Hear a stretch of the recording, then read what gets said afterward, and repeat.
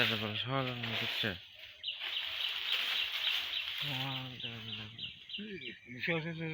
চ ভিডিও করবে ভিডিও করবে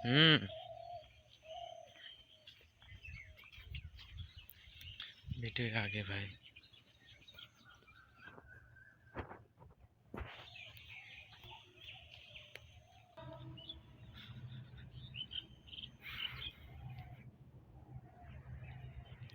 আসসালামু আলাইকুম। সকলে কেমন আছেন? আশা করি ভালো আছেন, সুস্থ আছেন। তো আজকে মূলত আমরা যাচ্ছি আমাদের জমিতে ধান কাটতে। সাথে থাকুন, আপনাদেরকে সব দেখাবো ইনশাল্লাহ। তো অবশেষে আমরা আমাদের জমির কাছে চলে আসছি প্রায়। এটাই আমাদের জমি, বেশি না, এটা প্রায় 8.5 শতকের মতো হবে। হ্যাঁ, তো এই জমিটাতে ধান কাটবো।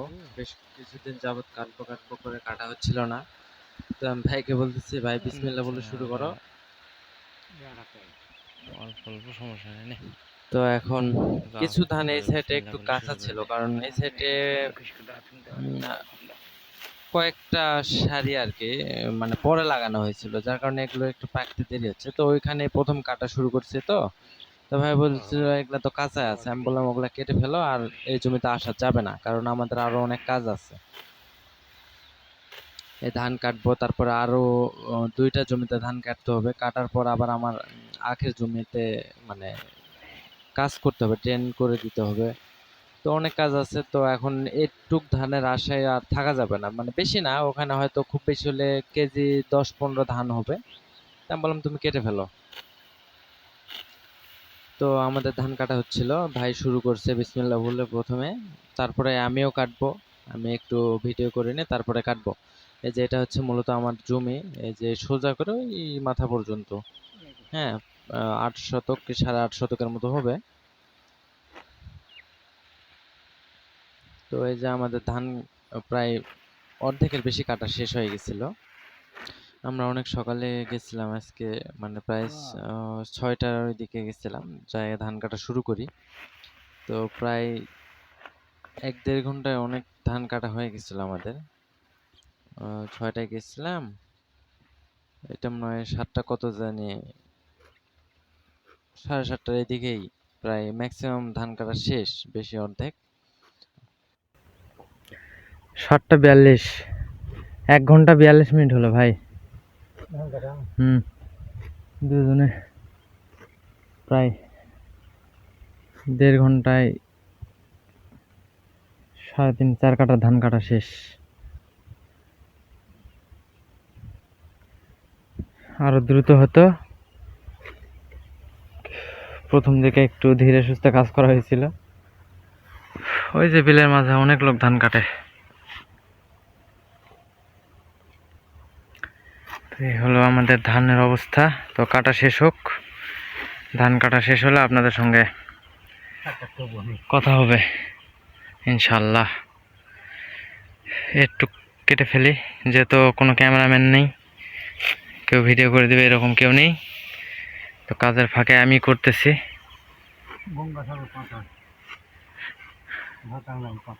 তো পরে কথা হবে ইনশাল্লাহ। তো ধান কাটা শেষ করে আমরা দুপুরে খাবার খাই। খাওয়ার পর এটা প্রায় 2টার পর থেকে আর কি ধান বাঁধা শুরু করি। তো ধান বাঁধতেছিলাম, তখন আমার মেয়ে গেছে আর কি। আর মেয়ে যায় আর কি, ছাতা নিয়ে গেছে ও বাসাতে। ওর আম্মুকে বলতেছে যে আম্মু চলো, বাবার অনেক কষ্ট হচ্ছে, বাবার রোদে ধান কাটতেছে, আমি একটু বাবাকে ছাতা ধরে থাকবো। হ্যাঁ, আমার জন্য পানি নিয়ে আসছে, বিস্কিট নিয়ে আসছে, মানে খুব দরদ আর কি, বাবার প্রতি খুব দরদ দেখাচ্ছে।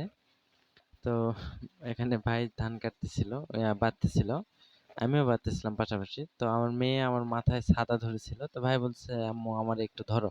তো বললো না, আমি ধরতে পারবো না, আমি আমার বাবারে ধরবো, তোমারে ধরতে গেলে তো আমার বাবা রোদে মরে যাবে।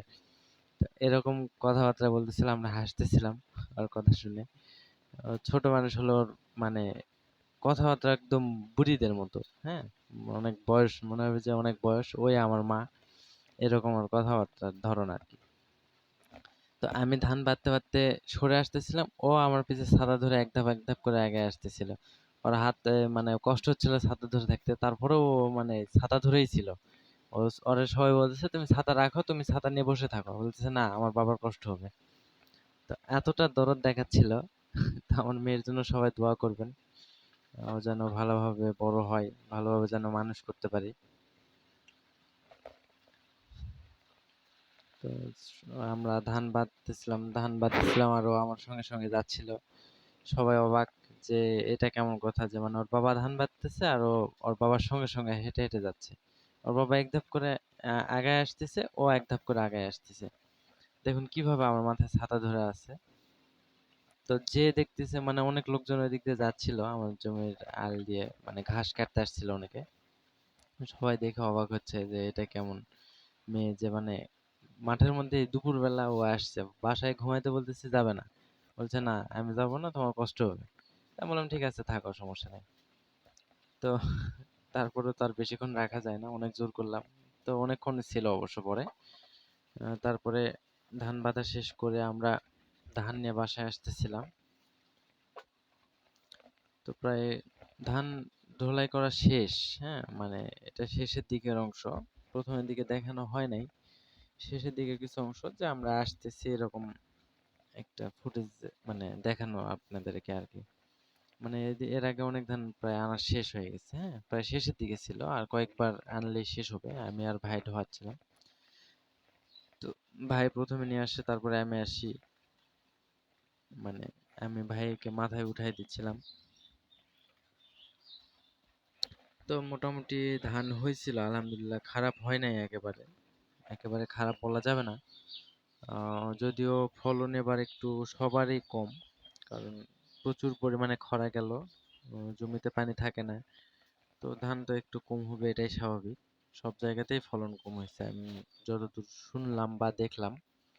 কারণ আমাদের অন্য এক জায়গাতে জমি আছে, ওখানেও ফলন আহামরি ভালো হয় নাই, একই অবস্থা। তো যাই হোক, আরো আমাদের জমিতে ধান কাটা বাকি আছে, সকলে দোয়া করবেন ওগুলাতে যেন ভালো ফলন পাই। হ্যাঁ, তো এটা দেখুন কিভাবে আমরা মানে মানুষ এখন ডিজিটাল যুগে অটো মেশিন দিয়ে ধান মাড়াই করে, আর আমরা পা মেশিন দিয়ে, সেই আদিম যুগের মেশিন আমাদের বাড়িতে ছিল একটা। তো অল্প ধান মেশিন মানে মাড়াই করে দিবে না অটো মেশিন গুলো। তো ভাবলাম যে নিজেরাই বাড়িতে নিয়ে যাই, নিজেরাই পা দিয়ে মানে পা মেশিন দিয়ে মাড়াই করব। তো এই মেশিন গুলো এখন সচরাচর দেখা যায় না, যত দূর আমি জানি এটা প্রায় বিলুপ্তই হয়ে গেছে। তো আমাদের বাড়িতে ছিল অনেক পুরাতন মেশিন, তো এটা দিয়ে আর কি আমরা মাড়াই শুরু করি। তো খুব মানে মেশিনের অবস্থা খুবই আর কি খারাপ, অযত্নে অবহেলায় পড়ে থাকলে যা হয় আর কি।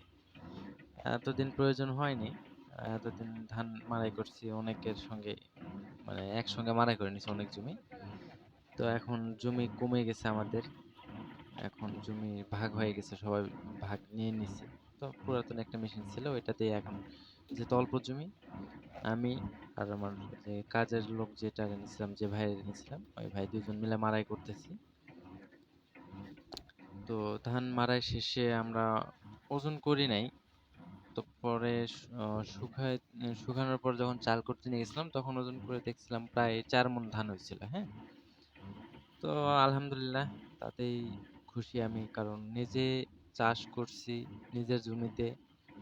হ্যাঁ, মানে এর চাইতে বড় আনন্দের কিছু হতে পারে না। তো সকলে আমার জন্য দোয়া করবেন যেন আমি কৃষিকাজটা ধরে রাখতে পারি। পাশাপাশি আরো মানে অনেক কিছু করার প্ল্যান আছে। দোয়া করবেন যেন আমি মানে সফলতা অর্জন করতে পারি সেই প্ল্যানগুলোতে। আল্লাহ যেন আমার সহায় হন। আহ, এখন আমি এখানে ভিডিও ছাড়তেছি আপনাদের কে দেখানোর উদ্দেশ্যেই মূলত। আস্তে আস্তে হয়তো আরো ইনফরমেটিভ ভিডিও মানে এখানে দেওয়া হবে। যদিও শুরু করছি সবেমাত্র। সকলে সাপোর্ট করবেন, পাশে থাকবেন। আশা করি সকলে ভালো থাকবেন, সুস্থ থাকবেন, আমার জন্য দোয়া করবেন। আমার মনের ইচ্ছাগুলো যেন আল্লাহ কবুল করে, আমি যেন আপনাদেরকে আরো ভালো ভালো ভিডিও দিতে পারি। আসসালামু আলাইকুম।